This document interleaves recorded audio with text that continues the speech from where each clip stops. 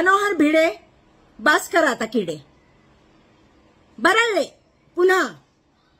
लाज वाटत नाही या माणसाला. नेहमी महिलांवर टीका करत असतो, नेहमी मुलींवर टीका करत असतो.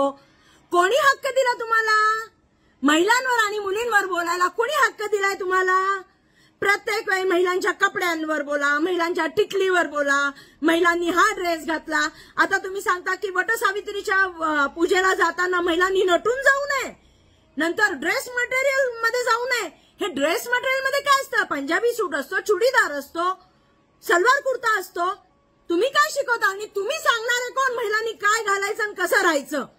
हे तुमचे तालिबानी विचार तुमच्या जवळ ठेवा. हिंदुत्वाच्या गोष्टी करता तालिबानी विचार आम्हाला दाखवतात. अहो तुम्ही इंग्रजांचे तळवे चाटणारे, तुम्हाला लाज नाहीये. इंग्रजांनी थुकलेले चाटणारे आहात तुम्ही. तुम्ही काय आम्हाला हिंदुत्व शिकवता?